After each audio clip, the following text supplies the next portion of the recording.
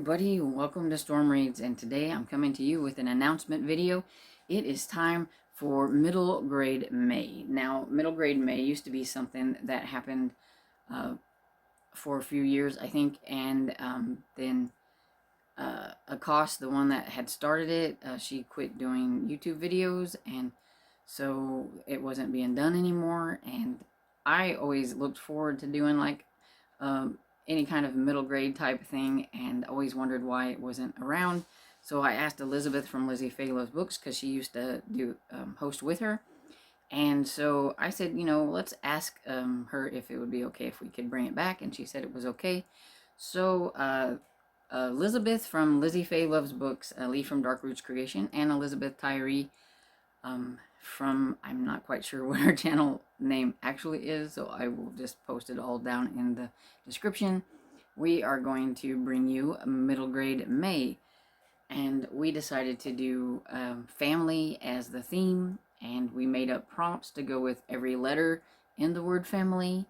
Now, you don't have to use the prompts if you don't want to. Even if you just read one middle grade book, you are participating. But a lot of people seem to like a little bit of a structure and prompts and stuff like that to try to find books that will fit. But yeah, you don't have to base your books on these prompts if you do not want to. So for F, we have found family, and for me, I figured that's like, it's like friend based, or adopted, or maybe fostered, or something like that. That's how I was kind of thinking about how to find, the found family. And so I'm going to give a couple of examples.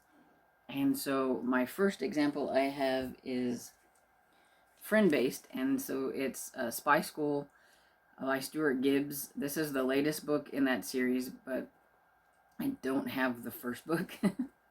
Would like to have it, but I don't have it. And this one is about Ben, who he kind of gets tricked into going to CIA school, because basically they wanted him there to flush out a mole, and he didn't even know that he was at CIA school until he gets there. He thought it was some kind of like science and mathematics school, and yeah, so he gets thrown into an adventure. Now, there is actually family in this, because Erica Hill is somebody that becomes one of his friends, and her father and her grandfather are CIA. Her mother is British intelligence, so it's kind of like all in the family there with her, and they are pretty prominent in most of the books, and so there's that. But yeah, he also, the friend based with him and Erica and Zoe, and I cannot remember the other ones, but yeah, there's several that are in each of these books, and they're always working together. Oh, his friend Mike, and everything, they get to work together and become really close friends. And so there we have that. And then I picked one out about foster parent, because I thought it sounded interesting. Just the premise of the book. I've never read it. It's called Extraordinary Birds by Sandy Stark McGinnis. And this says, 11-year-old December knows everything about birds and everything about getting kicked out of foster homes. All she has of her mother is a bird guide she left behind, and a message, "In flight is where you'll find me." December believes she is truly a bird, just waiting for the day she transforms. The scars on her back is where her wings will sprout. She only needs to find the right tree and practice flying. When she's placed with foster mom Eleanor, who runs a taxidermy business and volunteers at a wildlife rescue, December begins to see what home means in a new light. But the story she's told herself about her past is what keeps her going. What has kept her going this long. Can she learn to let go? And I don't know, but I thought that sounded like a really kind of cool contemporary style, and sounded interesting to me. And so the next one we have is A for Adventure. And there are tons of adventure books out there and everything, but I put one of the series that I have been reading is Keeper of the Lost City, and in this one I featured it because you could also use it for like found family, I believe, because of the fact that Sophie is an elf. She finds out that she is an elf, and she is taken to their world, and she has been taken away from everything she knew there with her family in like the human world, and she has to build a new family and new friend base and everything in this other world, and she has been given to this elven couple to raise, and she has to, you know, kind of bond with them and become friends with them, and it's all about being adopted into the world. And then she's got her friend base, everything too that she's developed and all that stuff. So you've got like the found family aspects of it too. So that's also something I want to say. You can double up on the prompts if you want. So if you find something that fits found family and adventure, there you go. You got 2 of the prompts, just like that. And then the other book I have for that prompt is Tilly and the Book Wanderer. And this is a Pages & Co. book by Anna James. And I'm probably going to have this one on my TBR because I've been wanting to read it for a while. And I don't know anything about it. It says, ever since her mother's disappearance, 11-year-old Tilly Page has found comfort in the stories of Pages & Co., her grandparents' bookshop. But when her favorite characters, Anna Green Gables and Alice in Wonderland, start showing up in the shop, Tilly's adventures become very real. Not only can she find Anne and Alice in their follow Anne and Alice into their books, but she discovers that she can book wander into any story she chooses. Tilly's surprising new ability leads her to a fun and exciting adventure where danger may be lurking with the very next page. And I think it sounds really cool. So the next one we have is Mystery, and that is like one of my favorite, besides adventure books in middle grade, Mystery is my next, one of my favorites. So I'm probably going to be continuing on with this. It gives me a good excuse to read this series. And so this is Kid Lawyer. It's Theodore Boone, Kid Lawyer by John Grisham, the first book. And this is about Theodore Boone. And he is always in the law office with his parents because his parents are both lawyers. So he knows a lot about law. And so he helps his friends who have kind of legal questions and things like that might pertain to something that's happening with their parents or their brother or sister, or anything like that. But there's also a trial in this one that he is following. It says, a perfect murder, a faceless witness, a Lauren courtroom champion knows the whole truth, and he's only 13 years old. So, yeah, he has to try to get the witness to come forward and do all that stuff. And it was really interesting. I enjoyed it. I read the second book, and so can't wait to get to the third one. Another book that I have been wanting to read, but I just haven't got around to, is Every Missing Piece by Melanie Conklin. And this says, Maddie Gaines sees danger everywhere she looks. At the bus stop, around the roller rink, in the woods, and especially by the ocean.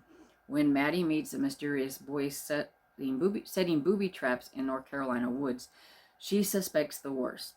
Maddie is certain she's found Billy Holcomb, the boy who went missing in the fall, except maybe it's not him. It's been 6 months since he disappeared, and who would believe her anyway? Definitely not her mom or her stepdad or the chief of police. As Maddie tries to uncover the truth about Billy Holcomb, ghost from her own past surface, her best friends start slipping away, and Maddie's world tilts once again. Can she put the pieces of her life back together, even if some of them are lost forever? And so, yeah, this is one that I've been wanting to read for a while, and so it will probably be on my TBR. So you're getting a little bit of a look.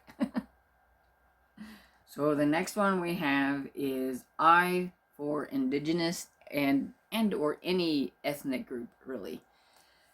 And so for that, I have a book that I haven't read. And what did I do with it? So I have The Sea in Winter by Christine Day, and it's the story of a Native American girl struggling to find her joy again. It says, it's been a hard year for Macy Cannon ever since she hurt her leg and could not keep up with ballet training and auditions. Her blended family is loving and supportive, but Macy knows that they just can't understand how hopeless she feels. With everything she's dealing with, Macy is not excited for their family mid-winter road trip along the coast near the Macaw community where her mother grew up. But soon, Macy's anxiety and dark moods start to hurt as much as the pain in her knee. How can she keep pretending to be strong when on the inside she feels as rolling and cold as the ocean? And so I may have that one going on my TBR too. I like the way it sounds. And the next one I have for that prompt, I am going to mention Ghost Squad by Carabella A. Ortega. And this one it's like Coco meets Stranger Things with a hint of Ghostbusters. And that's a really apt description of it. I read this one when it came out a couple years ago, and it was really cute. But it says, for Lucy Luna, ghosts are more than just a family business. Shortly after Halloween, Lucy and her best friend Sid cast a spell that accidentally awakens a malicious spirit, wreaking havoc throughout St. Augustine. Together, they must join forces with Sid's witch grandmother Babette and her tubby Tabby Chunk to fight the haunting head-on and reverse the curse to save the town and Lucy's firefly spirits before it's too late. So yeah, this one's really cute. They accidentally cast the spell, and then they have to go around, and it's almost like Ghostbusters because they have to try to catch all these ghosts and everything and put them back where they belong. So yeah, it was really cute. And just an added bonus, this author also has a new book that came out this year called Witchling. You can always check that one out too. So the next one is L, and that means a large family. And we are doing a group read, and it's the Penderwick family. And it's called... And of course, it's not going to come up when I want it to. Penderwick's A Summer Tale of Four Sisters, Two Rabbits, and a Very Interesting Boy by Jeannie Birdsall. And I have heard Elizabeth from Lizzie Faye Loves Books talk about this series, but I have never read it. So I think I may jump in and try the group read. And it says, the Penderwick sisters busily discover the summertime magic of Arundel Estate, sprawling gardens, treasure-filled attics, tame rabbits, and the cook who makes the best gingerbread in Massachusetts. I can never say that word. Snake. Best of all is Geoffrey Tilton, son of Arundel owner and perfect companion for their adventure. Icy-hearted Miss Tifton is less pleased with the Penderwicks than Geoffrey and warns the new friends to stay out of trouble. Is that any fun? For sure, the summer will be unforgettable. And this is a series. And Elizabeth from Lizzie Faye Loves Books is going to be doing a read-along with this series.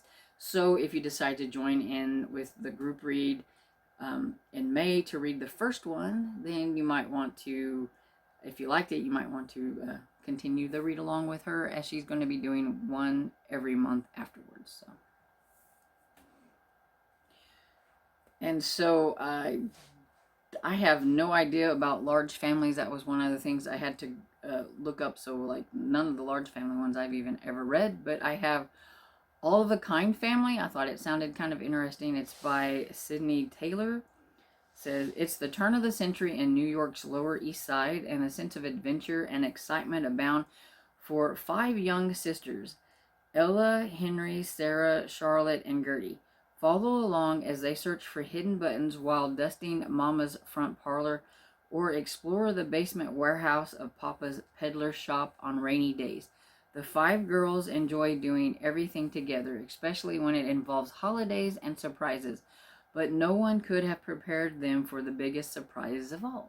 So I'm kind of curious what that big surprise was. And this is like a really old one, because I just noticed it said it was published first in 1951, but it sounds interesting. So, and it's also Jewish culture, so if that is something you would be interested in, you might want to check it out. And then the last prompt we have is Y, and we are using Y for you, Y-O-U. And for that, we decided to do like a book in first person. And I could not think of anything that I read that I remember being first person. And it's like, how are you supposed to figure out if the book is going to be in first person if you've never read it? And Lee gave me a really good tip. She said to find a book and go to Amazon and listen to the audiobook. And if they start out saying, I did this and I did that, then you'll know. It's a very good tip. Thank you, Lee.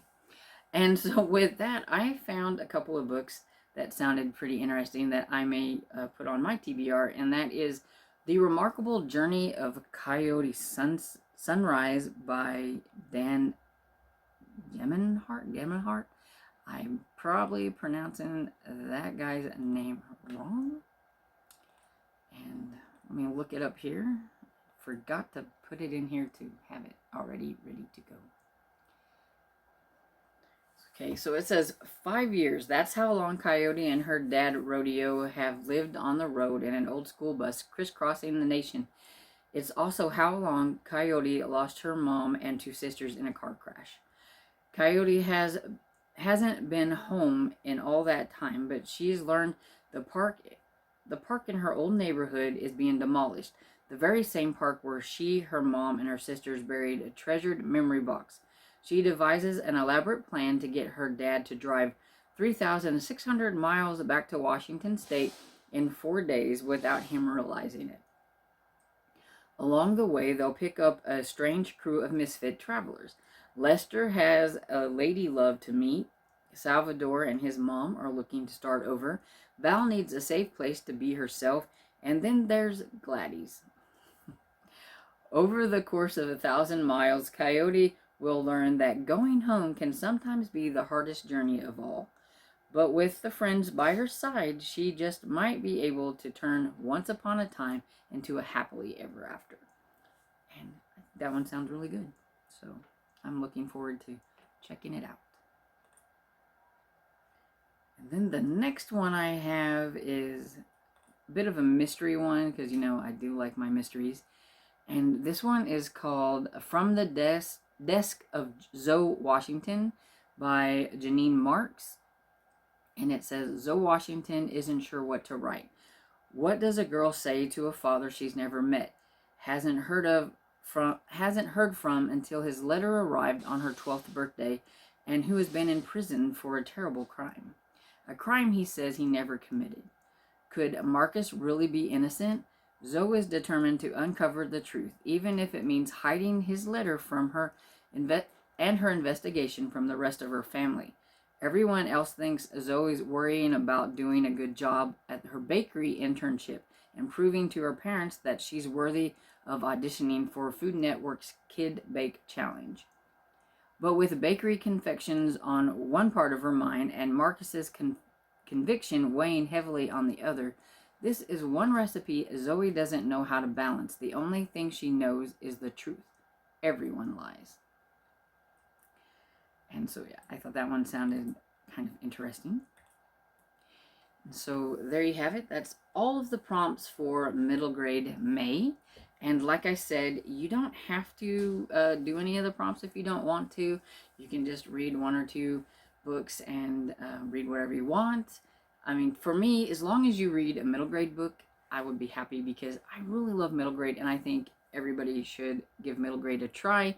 Even if you don't think it's something that you would like, you know, you never know. Give it a try. You might like middle grade. I really think that, you know, it's just not loved enough.